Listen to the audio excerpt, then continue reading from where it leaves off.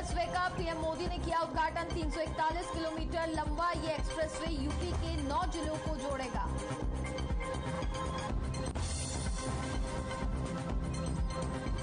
चंडीगढ़ पहुंचे राष्ट्रपति रामनाथ कोविंद। सीएम और राज्यपाल ने किया राष्ट्रपति का स्वागत। कल भिवानी के सुई गांव जाएंगे राष्ट्रपति।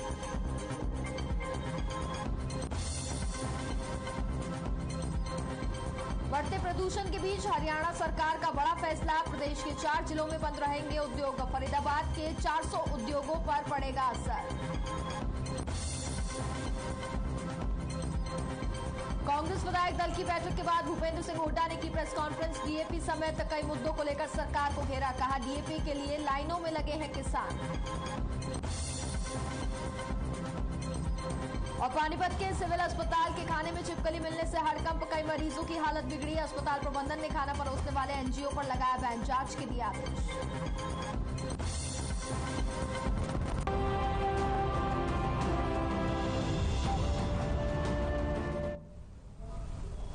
नमस्कार, मैं हूं आपके साथ कनिका अरोरा। मेरा गांव मेरा देश में आपका स्वागत है। बुलेटिन की शुरुआत करेंगे हम बड़ी खबरों के साथ। तो फरीदाबाद जिला मजिस्ट्रेट जितेंद्र यादव ने आदेश जारी करते हुए कहा, तो आपको जानकारी दे दें। सबसे पहले तो फरीदाबाद जिला मजिस्ट्रेट जितेंद्र यादव ने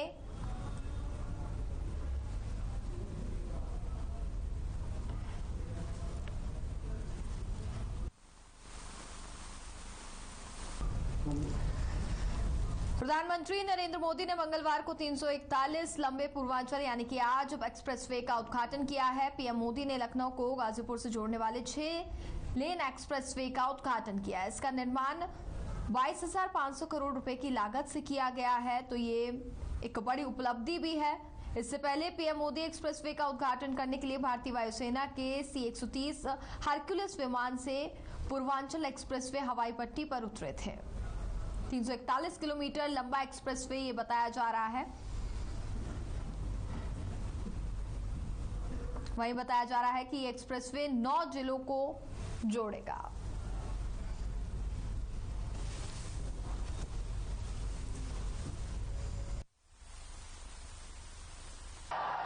तीन चार साल पहले जहां सिर्फ जमीन थी, अब वहां से होकर इतना आधुनिक एक्सप्रेसवे गुजर रहा है। जब 3 साल पहले मैंने पूर्वांचल एक्सप्रेसवे का शिलान्यास किया था, तो ये नहीं सोचा था कि एक दिन उसी एक्सप्रेसवे पर विमान से मैं खुद उतरूंगा।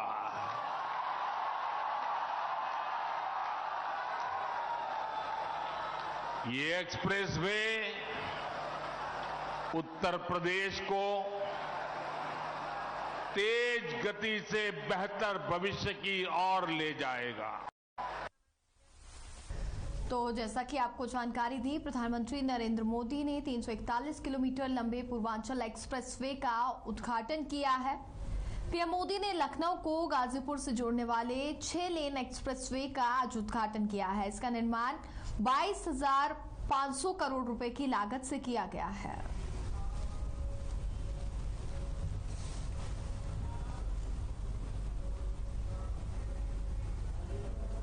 वहीं भूपेंद्र सिंह हुड्डा की अध्यक्षता में कांग्रेस विधायक दल की आज बैठक हुई है। हुड्डा ने बताया कि बैठक में कई मुद्दों पर आज चर्चा हुई है, जिससे विशेष रूप से एलनाबाद उपचुनाव के नतीजे और फसल खरीदने में हो रही देरी और तमाम मुद्दों को लेकर के इसमें चर्चा हुई है। आपको सुनाते हैं क्या कुछ कहा।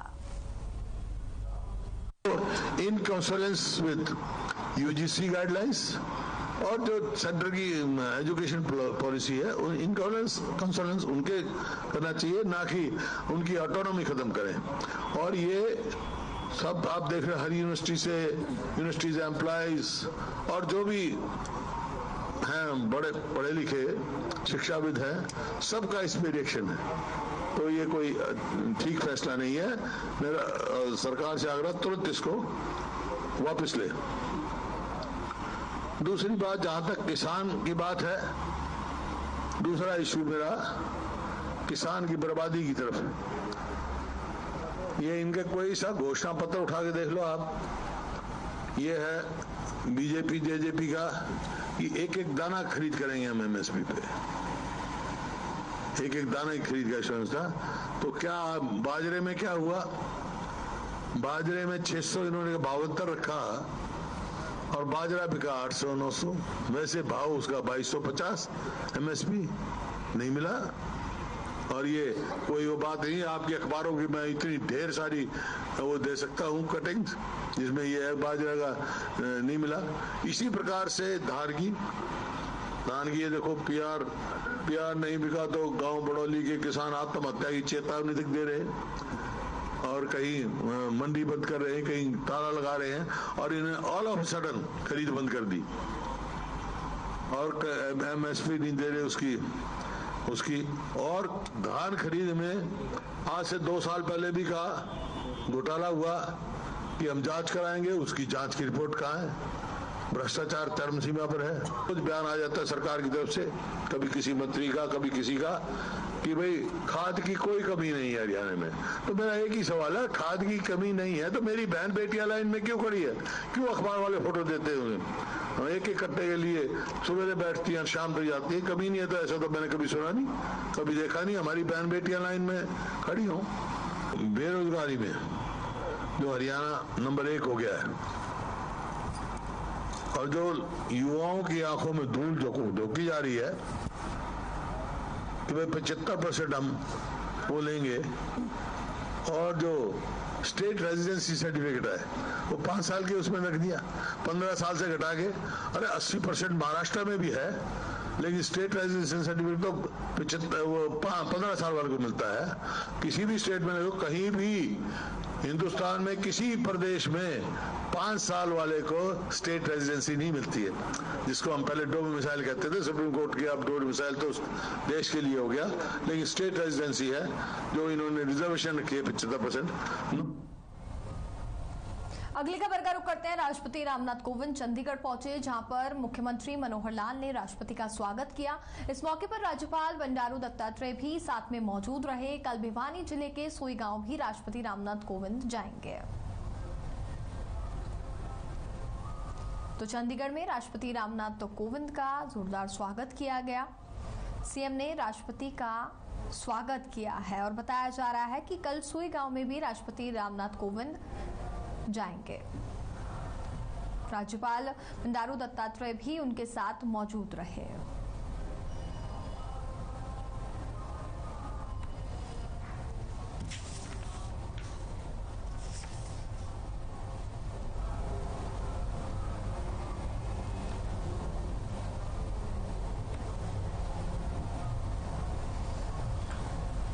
तो कल का कार्यक्रम की अगर हम बात करें तो राष्ट्रपति रामनाथ कोविंद भिवानी जिले के सोई गांव में कल वे शामिल होने वाले हैं और आज बताया जा रहा है कि जैसे मुख्यमंत्री मनोहर लाल ने राष्ट्रपति का स्वागत किया, इस मौके पर राज्यपाल बंडारू दत्तात्रेय भी उनके साथ मौजूद रहे थे। तो 2 दिन का दौरा बताया जा रहा है भिवानी जिले के सोई गांव में। कल आपको बता दें राष्ट्रपति रामनाथ कोविंद शामिल होंगे।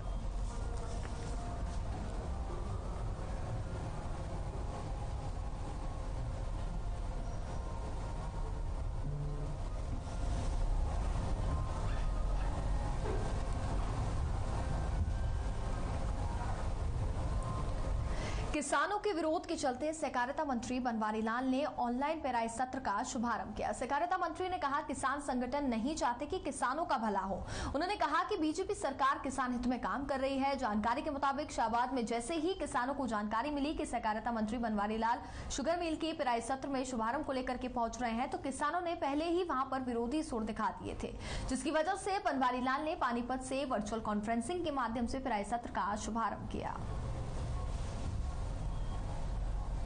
30 करोड़ रुपए की बिजली का निर्यात करके। आज शाहबाद शुगर मिल का जो प्राइस सीजन है 2021-22 उसका शुरुआत होना था, तो वीडियो कॉन्फ्रेंसिंग से करना था। तो रास्ते में पानीपत ही हमने इसका शुभारंभ किया है, क्योंकि टाइमिंग ऐसा था कि यहीं बीच में पानीपत आ रहा था, तो हमने यहाँ से शुरुआत की है।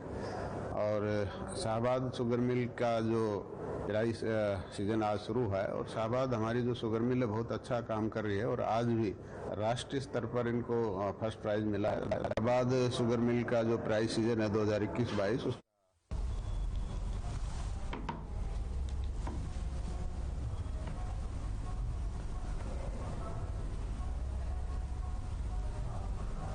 किसानों के विरोध के चलते सहकारिता मंत्री बनवारी लाल ने ऑनलाइन पेराई सत्र का शुभारंभ किया है। सहकारिता मंत्री ने कहा किसान संगठन नहीं चाहता कि किसानों का भला हो।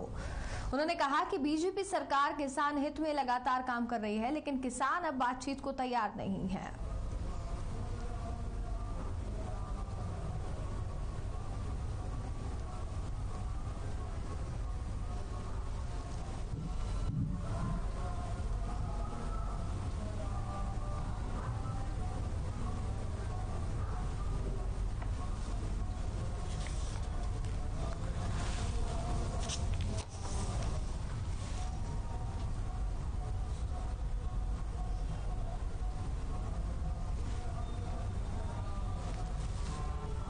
नारनौल में आप सांसद सुशील गुप्ता ने पार्टी कार्यालय का उद्घाटन किया। इस अवसर पर उन्होंने कहा कि दिल्ली की तरह देश के अन्य राज्यों में भी पार्टी अपने पांव पसार रही है। लोगों की बढ़ती मांग को देखते हुए पार्टी ने पार्टी विस्तार के लिए अभियान छेड़ा हुआ है।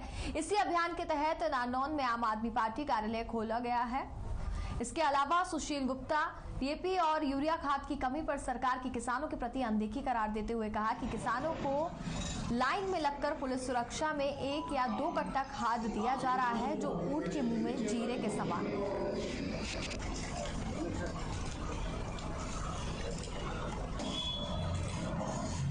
तो नारनौल से आपको जानकारी दे रहे हैं, जहां आप सांसद सुशील गुप्ता ने पार्टी कार्यालय का उद्घाटन किया है।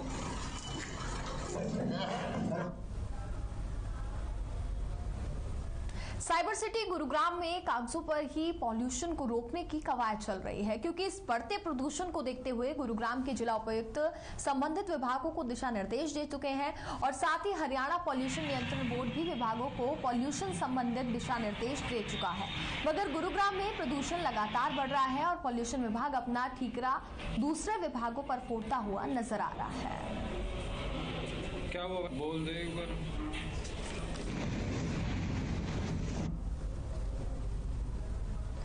फरीदाबाद जिला मजिस्ट्रेट जितेंद्र यादव ने आदेश जारी करते हुए कहा कि हरियाणा सरकार ने वायु प्रदूषण को देखते हुए 4 जिले यानी गुरुग्राम, फरीदाबाद, सोनीपत और झज्जर में 17 नवंबर 2021 तक सभी स्कूलों को बंद रखने का फैसला लिया है। ये आदेश फरीदाबाद जिला में जारी रहेंगे। उन्होंने बताया कि आदेशों को गंभीरता से लागू करने के लिए जिला में 7 इंसिडेंट कमांडर भी एसीपी स्तर के अधिकारियों के साथ नियुक्त किए गए हैं। नमस्कार, मेरी फरीदाबाद के सभी वासियों से अपील है कि अभी पिछले कुछ दिनों में हमारा प्रदूषण का लेवल थोड़ा बढ़ गया है, तो सरकार की जो भी हिदायत आई है, जैसे सरकारी और हमारे प्राइवेट स्कूल्स बंद कर दिए हैं ताकि जो राइजिंग पोल्यूशन का लेवल है वो कम।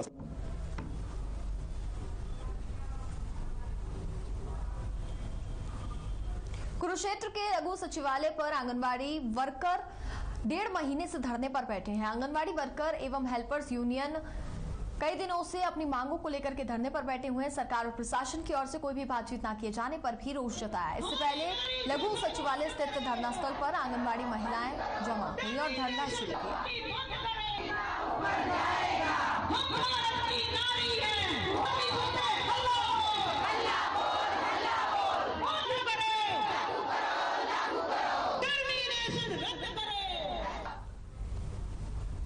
अगली खबर का रुख करते हैं। आउटसोर्सिंग कर्मचारियों को समय पर वेतन नहीं मिलने की शिकायत पर पंचकुला से एडिशनल प्रोजेक्ट डायरेक्टर रेवाड़ी पहुंची। डॉक्टर मोनिका कोरा ने रेवाड़ी के नागरिक अस्पताल का निरीक्षण किया। उन्होंने पिछले 2 वर्षों में रेवाड़ी के सामने अस्पताल में करीब 8 से ज्यादा एड्स पीड़ितों ने नेगेटिव और स्वस्थ बच्चे को जन्म दिया है। ये रेवाड़ी के स्वास्थ्य विभाग के कर्मचारियों की उपलब्धि है। उन्होंने बताया कि एड्स की जांच करने के लिए अब कठिनाइयों से नहीं गुजरना पड़ेगा और लंबे समय का इंतजार भी खत्म हो जाएगा।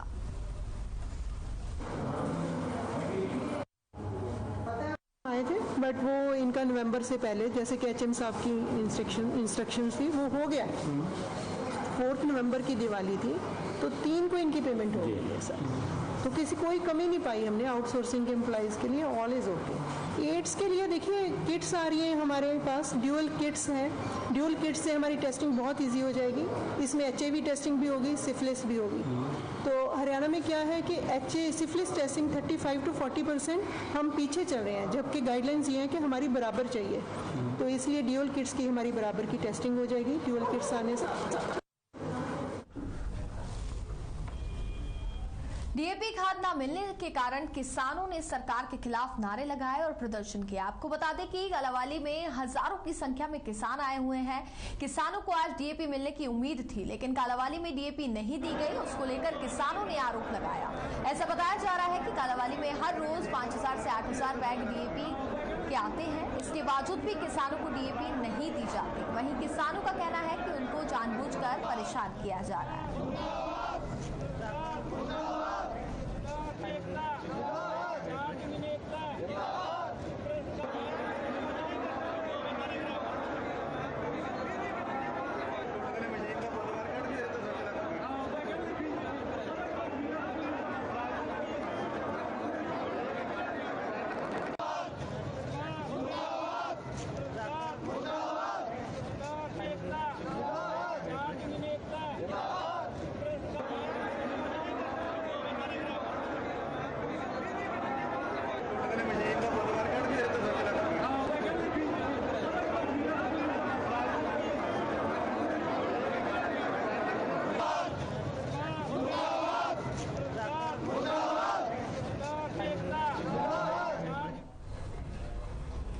अगली खबर का रुख करते हैं। पानीपत के सिविल अस्पताल से खबर सामने आई है, जहां बड़ी लापरवाही सामने आई। आपको बता दें कि सिविल अस्पताल में मरीजों और उनके तीमारदार को सर्व किए जाने वाले खाने में छिपकली निकली है।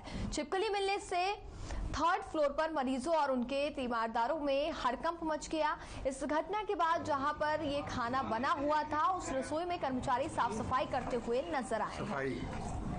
जनसेवा दल की तरफ से आपको बता दें कि खाना मरीजों तक पहुंचाया जा रहा था और इसमें एक बड़ी लापरवाही जो है वो निकलकर सामने आई है। साथ ही साथ बात करें तो अस्पताल की तरफ से भी इसे एक बड़ी लापरवाही के तौर पर ही देखा जाएगा।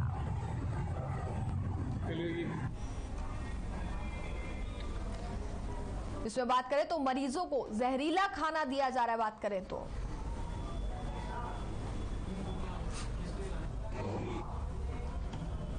सिरसा जिले में पराली जलाने का सिलसिला लगातार जारी है और जिला प्रशासन किसानों को पराली नहीं जलाने को लेकर के जागरूक भी कर रहा है। इसके बावजूद सिरसा जिला में पराली निरंतर जलाई जा रही है। पराली जलाने वाले किसानों पर जिला प्रशासन ने लाखों रुपए का जुर्माना भी लगाया। वहीं पराली जलाने के मामले में लापरवाही बरतने पर सिरसा के डीसी ने एक पटवारी सुभाष यादव को सस्पेंड कर दिया। सिरसा के डीसी अनीश यादव ने इसकी पुष्टि करते हुए कहा कि पटवारी ने सरकारी आदेशों का पालन नहीं किया, जिसके बाद उनको ड्यूटी में लापरवाही बरतने के आरोप में सस्पेंड कर दिया गया।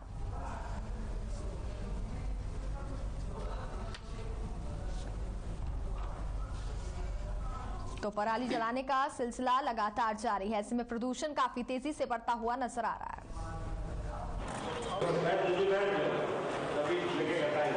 देखिए, हमारी तरफ से बिल्कुल स्ट्रिक्ट हिदायतें हैं कि भाई जो भी सरकारी अधिकारी की ड्यूटी लगाई है इस काम को लेकर, कि ये बड़ा महत्वपूर्ण काम है, क्योंकि ये सभी को छूता है ये चीज़। क्योंकि अगर क्लाइमेट ही सही नहीं होगा, अगर एयर ही पोल्यूटेड रहेगी तो हर एक लिविंग ऑर्गेनिज्म को प्रभावित करेगी। तो हमारी तरफ से काफ़ी स्ट्रिक्टली इस चीज़ को अडेयर करा जा रहा है ग्राउंड लेवल पे, और काफ़ी हमारे जो सभी अधिकारी है बहुत सीरियस है अपनी ड्यूटी को लेके, और निरंतर फील्ड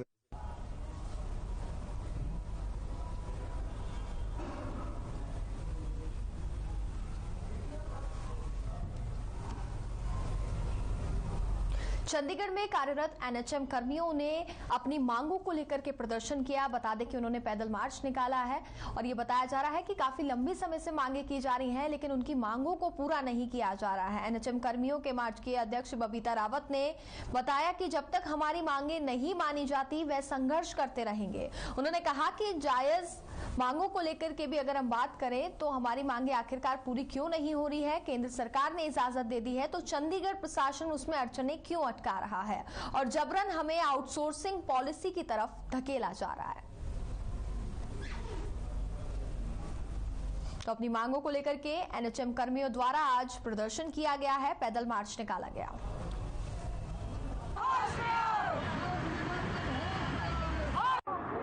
चंडीगढ़ में कार्यरत एनएचएम कर्मी बीते लंबे समय से अपनी मांगों को लेकर धरना प्रदर्शन कर रहे थे। उनकी मांगे थी कि उनको जायज मेहनताना दिया जाए, जिसके बाद से वो लगातार सेक्टर 16 के हॉस्पिटल के बाहर धरना प्रदर्शन कर रहे थे। परिणाम स्वरूप चंडीगढ़ प्रशासन द्वारा 350 चंडीगढ़ के एनएचएम कर्मियों में से 178 कर्मियों को टर्मिनेट कर दिया गया, जिसके बाद से लगातार वो धरना प्रदर्शन कर रहे थे। और आज चंडीगढ़ के सेक्टर 16 हॉस्पिटल से लेकर चंडीगढ़ के मटका चौक तक पैदल मार्च निकाल चंडीगढ़ के प्रशासन के खिलाफ रोष प्रदर्शन किया। इन तमाम मुद्दों पर बातचीत करने के लिए हमारे साथ मौजूद हैं चंडीगढ़ के एनएचएम कर्मी के अध्यक्ष रावत जी। मैम, ये बताएं कि जिस तरीके से काफी लंबे समय से आप संघर्ष कर रहे हैं, क्या कुछ उसका अपडेट है, क्या कुछ अभी तक जो है इसके परिणाम? सर, अभी हमारी किसी भी अधिकारी से दोबारा बात नहीं हुई है, पहले ही बात हुई थी और हमारे डीएचएस मैडम से हमारी मीटिंग हुई थी लास्ट 8 तारीख को हमें कहा गया था कि अगर आप चाहते हो कि हम इसमें कुछ करें तो वो आप सब लोग 178 कर्मचारी जिनको हमने बर्खास्त कर दिया गया है सर्विसेज से, वो एक लिखित में हमें माफीनामा दें, उसके बाद हम सोचेंगे कि हमें क्या करना है और वो ऊपर के अधिकारियों से बात करेंगे। लेकिन उसके बाद बीच में हमारे बीच में किसी का कोई इंटरव्यू नहीं हुआ है, किसी कर्मचारी हायर अथॉरिटी से हमारी कोई बातचीत नहीं हुई है। हम लगातार एडमिनिस्ट्रेशन से बात करने की कोशिश कर रहे हैं, उच्च अधिकारियों से बात करने की कोशिश कर रहे हैं, लेकिन अभी तक भी हमारे साथ किसी से कोई मीटिंग का टाइम नहीं दिया गया है। बहुत शुक्रिया। तो आप तस्वीरों में देख सकते हैं कि बीते लगभग 19 दिनों से जो है वो एनएचएम कर्मी जो है वो लगातार संघर्ष कर रहे हैं अपनी मांगों को लेकर, और आज इसी के मद्देनजर उन्होंने सेक्टर 16 चंडीगढ़ से लेकर मटका चौक तक पैदल मार्च निकाल चंडीगढ़ प्रशासन के खिलाफ रोष प्रदर्शन किया। तो चंडीगढ़ से हर खबर हरियाणा के लिए रवि चंदेल के साथ कैमरामैन किशन की रिपोर्ट। प्रदूषण ने दिल्ली एनसीआर में कहर मचाया हुआ है। पराली जलने से निकले वाले धुएं से हवा में जहर घुलता हुआ नजर आ रहा है। प्रदूषण बढ़ता जा रहा है, इससे लोगों को बेहद परेशानी हो रही है।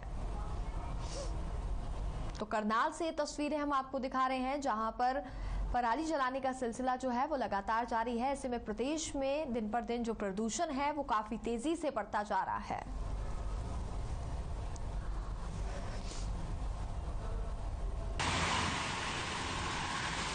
ऐसे पर इस पे रोक भी लगाई जा रही है, लेकिन बावजूद इसके लोग नहीं मान रहे हैं।